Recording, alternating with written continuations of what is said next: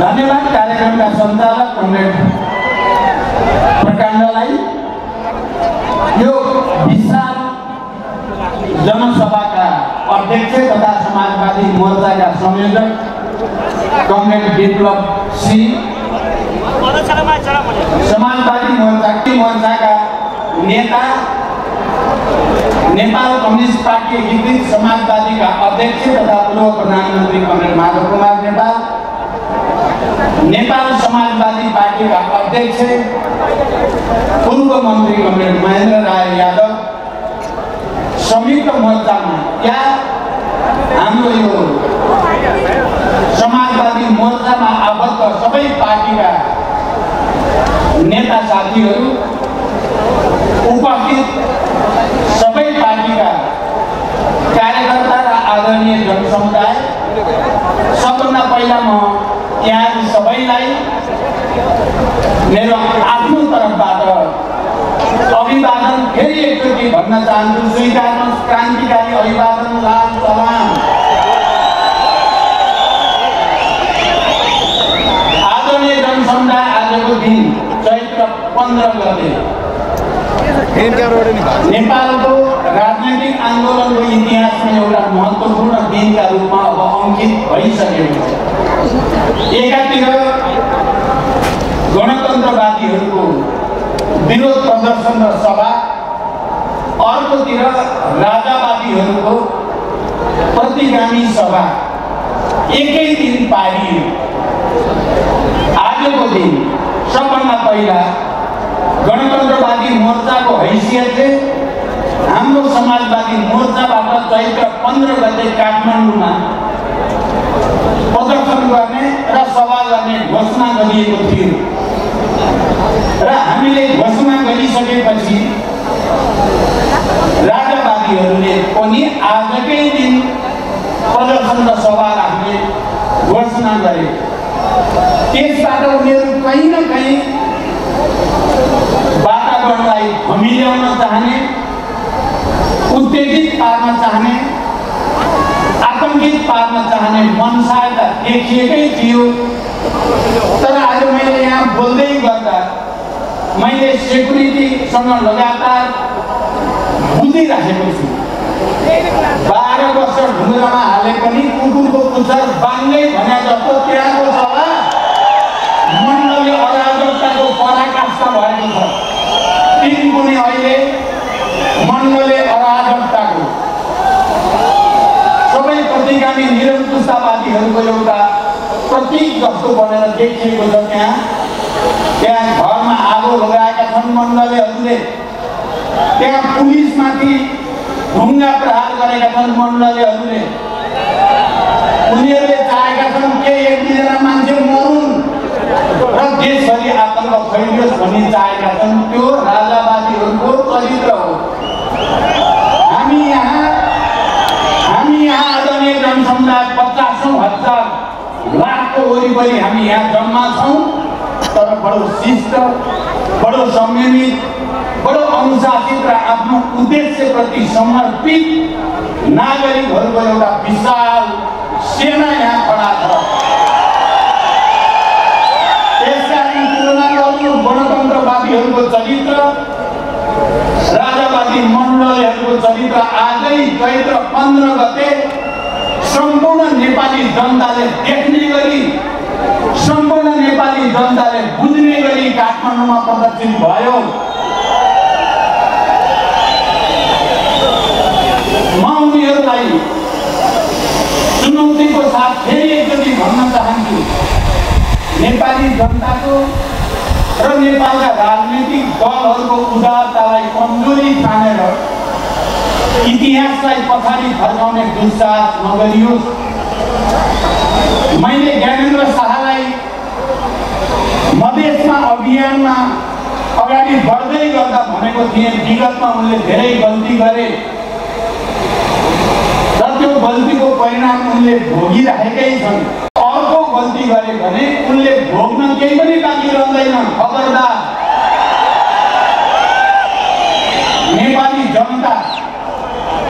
नेपाली जनताका पनि सबभन्दा सामन्ती निरङ्कुशताबाट अत्याचारमा पिसिएका, शोषण र दमनको मार खेपेर त्यसको प्रतिरोध गर्ने क्रान्तिकारी युद्धमा होमिएका नेपाली जनता, नेपालका तमाम दलितहरू, नेपालका तमाम महिला, श्रमजीवी महिलाहरू, मधेसीहरू, आदिवासी जनजातिहरू, मुस्लिमहरू, थारूहरू, मजदुरहरू, किसानहरू जसरी युद्ध र आन्दोलनको भट्टीबाट खारिएर निरङ्कुश तन्त्रमाथि धागा बोलेर त्यसमाथि विजयको झन्डा गाडेर अगाडि बढेको नेपाली जनता पछि फर्किने छैन। सामन्ती निरङ्कुशतावादीहरूका दिवा स्वप्नहरूलाई चकनाचुर पारेर अझ अगाडि बढ्नेछ भन्ने विश्वास म व्यक्त गर्न चाहन्छु। मैले यो विश्वास व्यक्त गर्दै गर्दा हिजो जनयुद्धको नेतृत्वको हैसियतले, शान्ति सम्झौताको हस्ताक्षरकर्ताको हैसियतले, सङ्घीय लोकतान्त्रिक गणतन्त्र घोषणाको एउटा नेताको हैसियतले, संविधान निर्माणको एउटा नेताको हैसियतले म आदरणीय जनसमुदायलाई यो मञ्चबाट यहाँ उपस्थित जनसमुदाय र देशभरिका जनतालाई पनि भन्न चाहन्छु कि समस्या हामीले कहीँ न कहीँ विगतमा केही त्रुटि गरेको हुनाले पनि पैदा भएका छौँ। म पुरै इमानदारीका साथ समाजवादी मोर्चाको तर्फबाट र मेरो तर्फबाट पनि तपाईँहरूसँग गम्भीर आत्मसमीक्षा पनि गर्न चाहन्छु। सायद हामी गणतन्त्रवादीहरूले जनताका आशा अपेक्षा अनुसार काम गर्न नसकेकै कारण इतिहासको कुरा कर्कटमा मिल्काइएका तत्त्वहरू पनि टाउको उठाउने दुस्साहस गर्न पाए। त्यसकारण अरूलाई गाली गर्नुभन्दा पहिला म सम्पूर्ण जनसमुदायसँग गणतन्त्रवादी नेताको हैसियतले पहिला आत्मालोचना गर्न चाहन्छु, आत्मसमीक्षा गर्न चाहन्छु र हामी ती गल्तीबाट शिक्षा लिएर फेरि एकचोटि जनताका पक्षमा, मजदुर किसानका पक्षमा, उत्पीडित वर्ग, जाति, क्षेत्र, लिङ्ग, समुदायको पक्षमा, सम्पूर्ण शहीद परिवार, बेपत्ता योद्धा परिवार, शहीदका सपना, बेपत्ता योद्धाका सपना, घाइते अल्पङ्गका सपना, सम्पूर्ण नेपाली जनताका सपना पुरा गर्न अर्को एउटा नयाँ क्रान्तिको नेतृत्व गर्न हामी तयार भएको घोषणा म गर्न चाहन्छु। आफ्ना कमजोरीहरू सच्याउँदै बलगतिर फर्कने, आफ्नो विचार र राजनीतिक मुद्दातिर फर्कने। मैले यो कुरा यो मञ्चबाट औपचारिकताका लागि भनिराखेको छैन। तपाईँहरूले देख्नु भएको छ हामीले तराई मधेसमा हुलाकी मार्ग केन्द्रित अभियान भन्दै त्यहाँका सबै उत्पीडित वर्ग, जाति, क्षेत्र, समुदाय सबैसँग आत्मसमीक्षा सहित हामी तपाईँहरूसँग जोडिन्छौँ भन्दै हिँडेको यथार्थ सहित र समाजवादी मोर्चामा हामीले गरिरहेको छलफल समेतका आधारमा म भनिरहेको छु, हामी आफ्ना कमजोरी सच्याएर गणतन्त्रलाई अझ राम्रो गणतन्त्रमा, यो लोकतान्त्रिक गणतन्त्रलाई समाजवादी गणतन्त्रमा, अहिलेको समावेशी समानुपातिक प्रतिनिधित्व प्रणालीलाई अझ व्यापक, अझ पूर्ण रूप दिने प्रक्रियामा हामी एउटा नयाँ आन्दोलनको, एउटा नयाँ क्रान्तिको नेतृत्वद्वारा अहिलेका समस्याहरू, अहिले देखिएका अन्यलहरूको समाधान गर्न चाहन्छौँ। र मैले आफ्नो पार्टीभित्र, समाजवादी मोर्चाभित्र छलफल गर्दा र जनसमुदायको बिचमा पनि मैले भनेको छु एउटा अर्को क्रान्ति हामीले हिजो जनयुद्ध र जनआन्दोलनको माध्यमबाट सामन्ती निरङ्कुश तन्त्रको घाट त भाँचेकै हो, त्यसलाई इतिहासको कुरा कर्कटमा फालेकै हो, तर हामीले एउटा चिज गर्न बाँकी थियो। किनकि आजको युग 20औं शताब्दी र 21औं शताब्दीको आजको युगमा आदरणीय जनसमुदाय सामन्ती निरङ्कुश तन्त्र समूल रूपले त्यति बेलासम्म नष्ट हुन सक्दैन जबसम्म क्रान्तिले दलाल र नोकरशाही पुँजीवादलाई पनि सँगसँगै गाड्न सक्दैन, तबसम्म देश मुक्त हुन सक्दैन। हामीले सामन्ती निरङ्कुश तन्त्रलाई त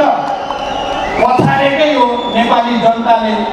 तर यो देशमा दलाल पुँजीवाद, नोकरशाही पुँजीवाद, जो वैदेशिक प्रतिक्रियावाद र साम्राज्यवादसँग हजार किसिमले जोडिएको हुन्छ आजको युगमा, त्यो दलाल पुँजीवादको साइन, त्यसको घाँटी सामन्ती निरङ्कुशतावादीहरूसँग पनि जोडिएको हुन्छ। तपाईँ हामीले अहिले हेऱ्यो भने व्याख्या गर्ने समय छैन। तपाईँ चाहे संयुक्त राज्य अमेरिकाको अहिलेको चुनाव र त्यसको परिणाम हेर्नुहोस्, या युरोपमा भएका थुप्रै देशका चुनाव र परिणाम हेर्नुहोस्, या अन्यत्र हेर्नुहोस्, हिजोको तथाकथित उदार पुँजीवाद भन्नेहरू अहिले अन्धराष्ट्रवादतिर र एकदम सङ्कीर्ण निरङ्कुश तन्त्रतिर जाने ट्रेन्ड विश्वभरि देखा परेको छ। र नेपालका सामन्ती तत्त्वहरू पनि तिनै अन्तर्राष्ट्रिय प्रतिक्रियावादसँग घाँटी जोडेर तिनीहरूको सहयोग लिएर नेपाली जनताका विरुद्ध, नेपालको लोकतान्त्रिक आन्दोलनका विरुद्ध दलालहरूलाई, नोकरशाहहरूलाई पक्षपोषण गर्ने र यो देशलाई पनि एउटा अन्धराष्ट्रवादी, अतिवादी देशमा बदल्ने दुस्साहस गर्दैछन्। त्यसकारण आदरणीय जनसमुदाय एउटा अर्को आन्दोलन, सामन्ती निरङ्कुशतालाई सम्पूर्ण रूपले परास्त गर्नको लागि दलाल पुँजीवादलाई परास्त गर्न जरुरी छ। मलाई लामो व्याख्या गर्ने, सैद्धान्तिक व्याख्या गर्ने समय छैन, चाहे यो मञ्च त्यसको लागि पनि होइन। म यति भन्न चाहन्छु, हामी गणतन्त्रवादीले केही कमजोरी गरेको हुनाले दलालहरूले पनि, नोकरशाहहरूले पनि र बिचौलियाहरूले पनि थुप्रै लाभ लिने अवसर प्राप्त गरे। यो निष्कर्ष सहित मैले र हामी सहभागी दलहरू सरकारको नेतृत्व पछिल्लो पटक गर्दै गर्दा भ्रष्टाचारका विरुद्ध सुशासनका पक्षमा एउटा लडाईँ छेडेकै हो। हामीले सामाजिक विभेदका विरुद्ध सामाजिक न्यायका पक्षमा, यो देशका सबै उत्पीडित वर्ग समुदायका पक्षमा, चाहे त्यो विदर्भ्याजको कुरा होस्, चाहे त्यो नागरिकताको समस्या कुरा होस्, चाहे त्यो सामाजिक सुरक्षासँग सम्बन्धित कुरा होस्, हामीले केही रिकर्ड बनाउन खोजेकै हो। सबभन्दा ठुलो कुरो भ्रष्टाचारका विरुद्ध हामीले एउटा अभियान चलायौँ जसले दलालहरूको स्वार्थमा प्रहार गर्यो। आदरणीय जनसमुदाय, म गम्भीर कुरा यहाँहरूसँग अपिल गर्दैछु, दलाल पुँजीपतिहरूको र तिनका बिचौलियाहरूको स्वार्थमा प्रहार गर्यो। तिनीहरूको सेटिङ रातारात अरबौँ कमाउने खेल मैले 3 चोटि प्रधानमन्त्री हुँदा जो देखेँ, यो खेल भत्काउनै पर्छ भन्ने सङ्कल्पसहित यो षड्यन्त्र र यो सेटिङ 2-4 जनाले नेपाली जनताको रगत पसिना चुसेर अरबौँ रातारात कमाउने सेटिङवाला खेल, म एउटा कम्युनिस्ट नेता हुनुको नाताले, गणतन्त्रवादी नेता हुनुको नाताले, हजारौँ शहीदहरू हाम्रो नेतृत्व अन्तर्गत बलिदान गरेको र त्यसको जिम्मेवारी भएको नाताले पनि मैले र हाम्रो पार्टीले, हाम्रो सरकारले यो पटक भ्रष्टाचारीका विरुद्ध, चाहे त्यो राजनीतिक दलसँग सम्बन्धित भ्रष्टाचारी होस्, चाहे त्यो कर्मचारी तन्त्रभित्रको भ्रष्टाचारी होस्, चाहे त्यो भूमाफिया होस्, राज्यको र जनताको सम्पत्ति व्यक्तिका नाममा गरेर करोडौँ अरबौँ कमाउनेहरू हुन्, चाहे त्यो बिचौलिया हुन्, त्यो सेटिङ भत्काउन खोजेकै हो।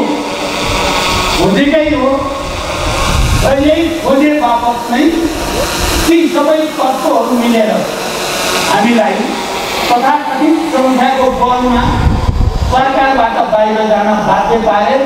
मैले सदनमा विश्वासको मत लिँदै गर्दा भनेको तपाईँहरू सबैले सुन्नु भएकै छ। म त्यतापट्टि पनि अहिले समय लिन चाहन्न।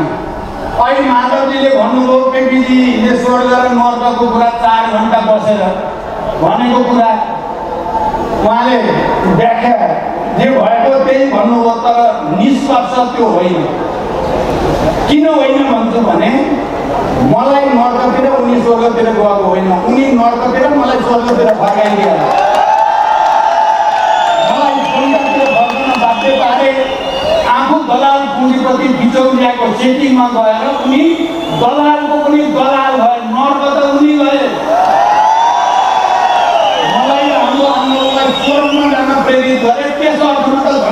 केपी ओलीलाई।